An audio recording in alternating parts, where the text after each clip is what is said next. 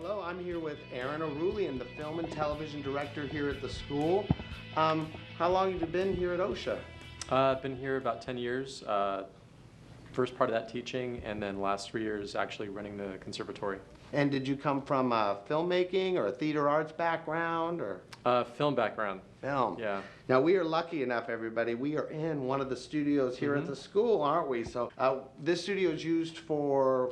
Man, we use this for a lot of things. This is primarily for, we have we call it Art Attack. It's our morning announcement show, which we actually do these student announcements on television, closed circuit every day. So the students come in here, do a show. It's live to closed circuit television around campus. And do they have to audition to get that part, or how many like to do the little like news broadcasts, or how many people do that? Different students? They do, yeah, good question. We have our students actually audition for the crew, and then we have music and theater students and pretty much anybody on campus who's interested audition for the anchor positions. Oh, okay. So that's stiff competition right there. You're starting to compete when they're younger. There's some special students here. I'm sure all of them are, but some of them have recently, like, was there a festival or some kind of competition that through the students they had to make some kind of film? Documentaries. Yeah. We were approached by Pacific Symphony as part of their festival, American Composers Festival Week in February to make some documentaries about the greatest generation. And so we asked 3 of our students in our documentary class to come up to this challenge and make 3 5-minute films about people from the greatest generation. Okay, now, when is the greatest generation? Well, you know, we'd like to think it's them, but it's some controversy on that, right? It's the generation that grew up during the Depression and World War II, and really kind of had a lot to do with America's prosperity in the 20th century. And so a group that's been through challenges, not unlike, you know, today's today's generation. So we thought it was an interesting proposition for our students to interview students that also went through some adversity and talk about how they got through that and what it was like. Right. So is there any way that we can maybe meet a couple of the students? Yeah. Okay. So let's we're bring them in. We're going to find those students and we're going to bring them in. Okay, I found 2 out of the 3. We've got Lauren Morales and Kaylin Hadley. Adrian Azevedo. I love when she says it. I couldn't find them. I'm tired, so I got 2 for you today. So you did good on these documentaries, I heard, right? Yeah, I think so. Thank you. So you were chosen for what was it for? The Pacific Symphony. They came to us asking if we could do documentaries on the greatest generation. Would this be your grandparents or great-grandparents' age? Or? For me, it's my grandparents, and yeah, they lived during the 20s, 30s, 40s, etc., and this is their life.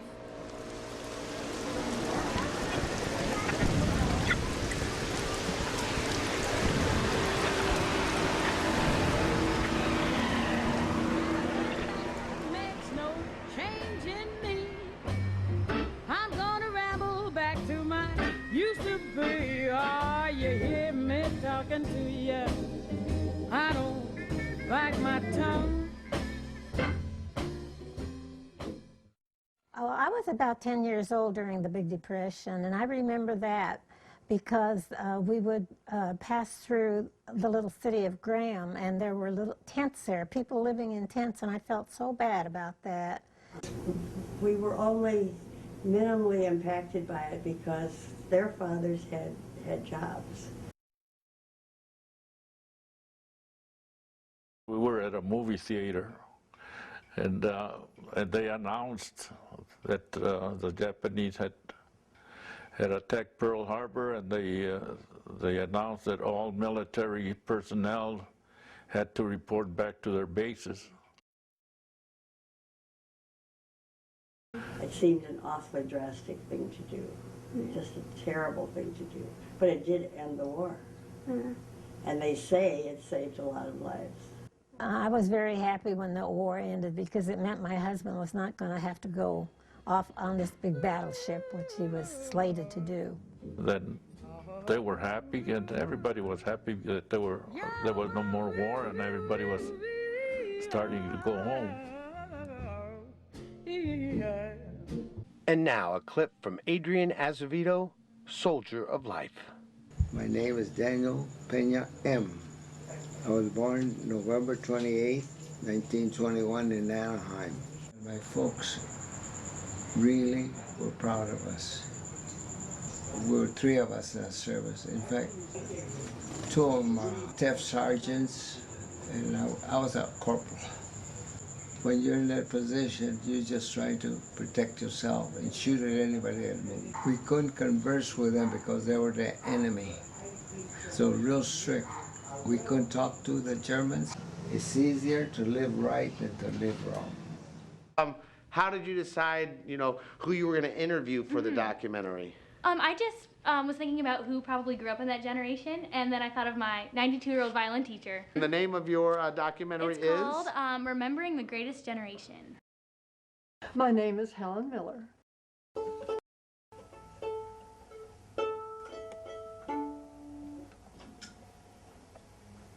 I was born in 1918, and so that made me 11 when the Great Depression came on.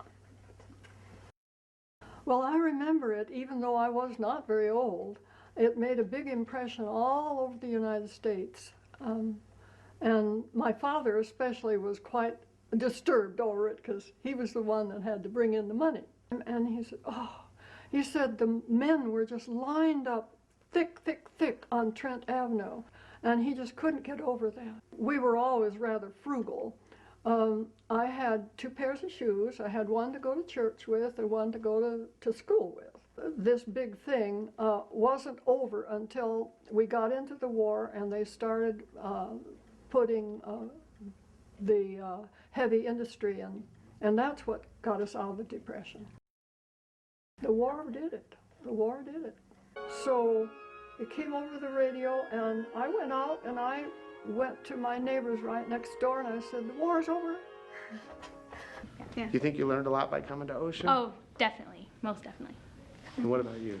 Definitely. We're loving it? Yeah, I love every second of being here because there's really no other experience. I'm telling you, I bet some of those students at that school will be starring in their own movies soon. Let's go back out on the street and ask, what is your all-time favorite movie? All-time favorite movie would be Donnie Darko. The Matrix, the original one. I would have to say The Notebook.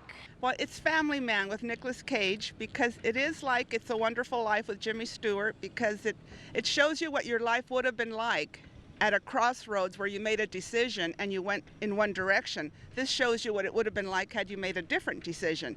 I liked the Titanic. I'd have to go with Willy Wonka and the Chocolate Factory. That's a great one. Not Charlie and the Chocolate Factory, not the new one, the old one, Willy Wonka and the Chocolate Factory. Oh, probably The Sound of Music.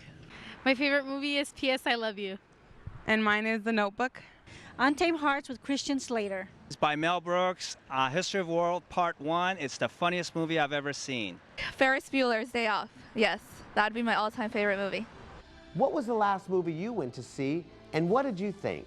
It's complicated, and I thought it was really funny. Paranormal Activity. It was actually a lot scarier than what I thought. I saw Up in the Air last week. It was really entertaining. I saw It's Complicated. I really liked it. I liked Meryl Streep and Alec Baldwin in that movie. To see Daybreakers, which was not that great.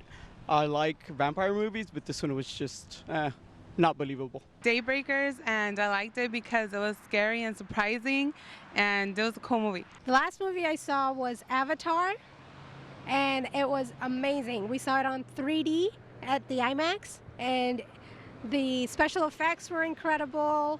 The music to animation and just the cinematography was brilliant. Why did we go see it? Because my husband told me that we absolutely had to go see it. Just me? And because Oprah said it was a cool movie.